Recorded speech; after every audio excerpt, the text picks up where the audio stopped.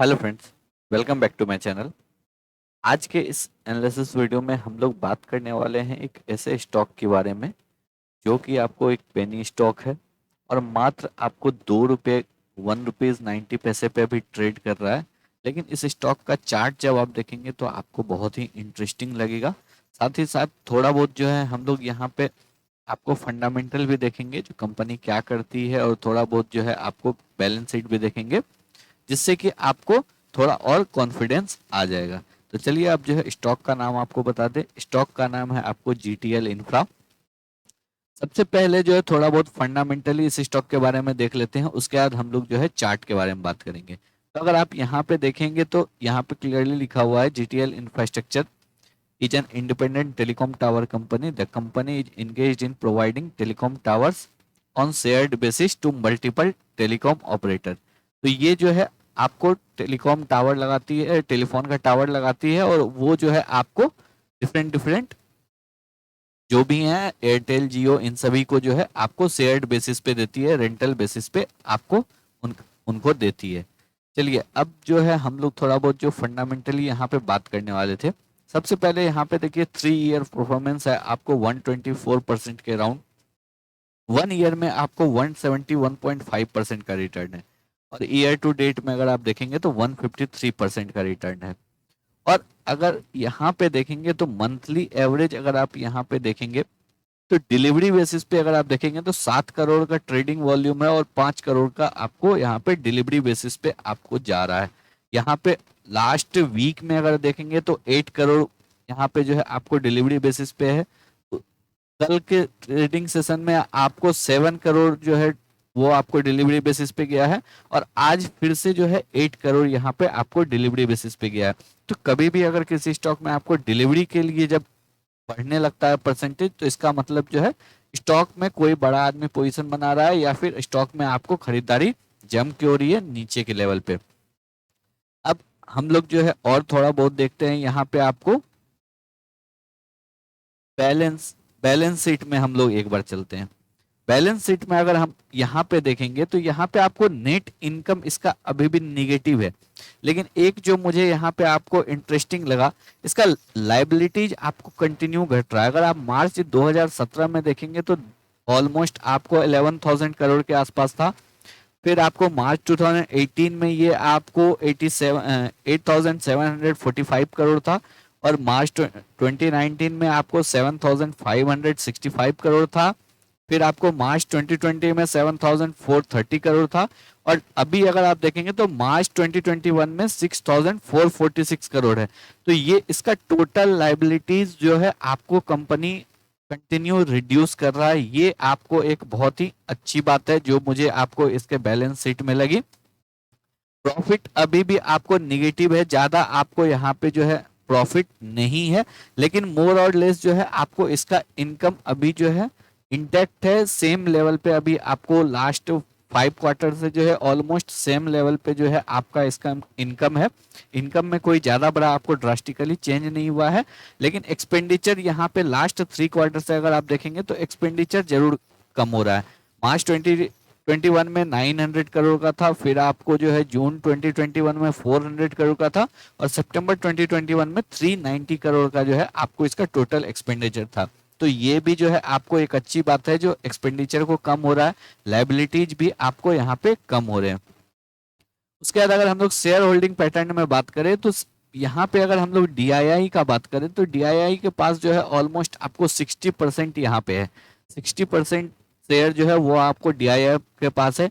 एक negative point जो है ये आपको है, जो प्रमोटर के पास ओनली 3.4% होल्डिंग है, और वो भी 100% आपको प्लेस्ड है। तो इसलिए ये मुझे एक इस यहाँ पे जो है निगेटिव लगा। एफआईआई के पास अगर हम लोग देखेंगे तो 1.9% का यहाँ पे जो है होल्डिंग है। डीआईआई के पास सबसे ज्यादा है आपको 59.7% का, और रेस्ट जो है आपको पब्लिक के पास है 35% का। अब इसके बाद अगर हम लोग यहाँ पे देखेंगे तो एफआईआई का नंबर जो है आपको 3 एफआईआई नए जुड़े हैं जिन्होंने अपना पोजीशन यहाँ पे बनाया है। मार्केट कैप अगर आप देखेंगे तो यहाँ पे 2400 करोड़ का है। वहीं अगर आप इस स्टॉक के पीयर्स की बात करेंगे तो इंडस टावर्स जो है आपको 72,000 करोड़ के आसपास का मार्केट कैप है।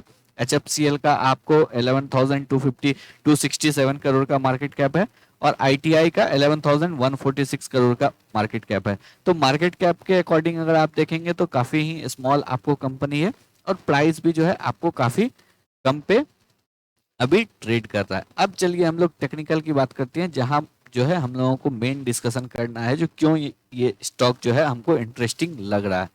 यहाँ पे अगर सबसे पहले अगर प्रीवियसली देखेंगे तो स्टॉक में इससे पहले एक जो है आपको बेस बनाया था।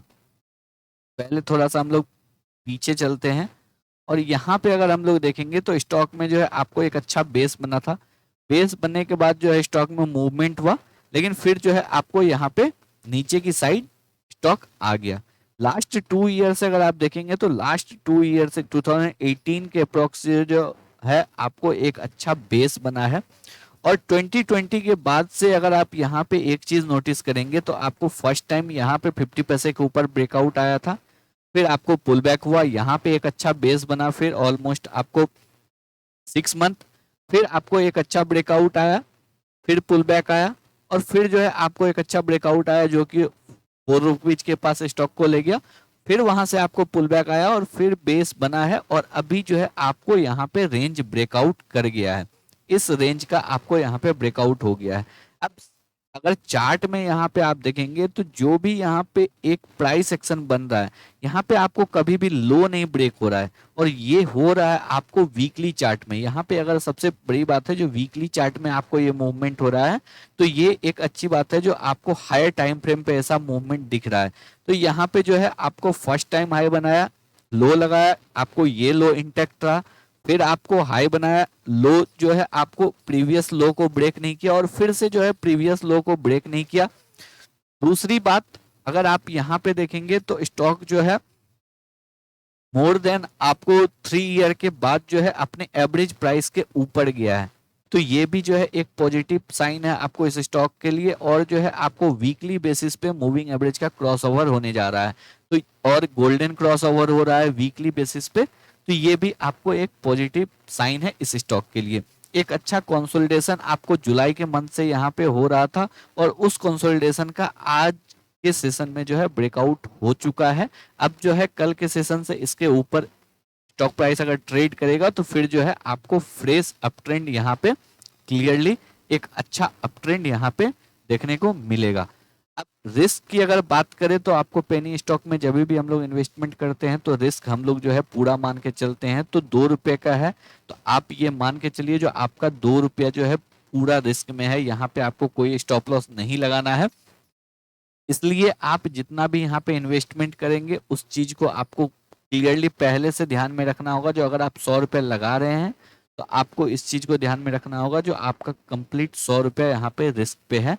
तो आप जो है उतना ही इन्वेस्टमेंट करें जितना कि आप रिस्क आपका कैपेसिटी है या आप जो है उस पैसे को भूल सकते हैं। लेकिन अगर अपसाइड टारगेट देखेंगे तो अगर ₹2 से ₹4 भी होगा तो आपको 100% का रिटर्न होगा और इस बार इस स्टॉक में जो है आपको यहाँ पे जो है ₹10 तक का मिनिमम टारगेट हो सकता है शॉर्ट टर्म में, क्योंकि अगर ₹4 के ऊपर ये स्टॉक निकलेगा तो फिर जो है यहाँ पे आपको ₹5 से ₹6 इस रेंज में जो है आपको एक अच्छा यहाँ पे रेसिस्टेंस है। 5 to 650 के पास जो है आपको एक अच्छा रेसिस्टेंस है। उसके बाद फिर ये स्टॉक जो है आपको ₹8 to 10 तक जा सकता है। तो इसलिए जो है अगर आपको 5 to 6 रुपीज तक भी स्टॉक ये जाएगा तो आपको जो है मोर देन 1:2 मिल जाएगा। तो इसलिए जो है इस स्टॉक को आप लोग अपने वॉच लिस्ट में रख सकते हैं। यहाँ पे आप लोग एंट्री बना सकते हैं। बहुत से लोग पेनी स्टॉक में ही ट्रेड करते हैं। तो ये स्टॉक जो है मुझे एक अच्छा लगा तो इसलिए मैंने सोचा आप लोगों के साथ शेयर करूं। तो अगर आप लोगों को एनालिसिस पसंद आया हो, वीडियो अच्छा लगा हो तो वीडियो को लाइक करके चैनल को सब्सक्राइब जरूर कर ले। धन्यवाद।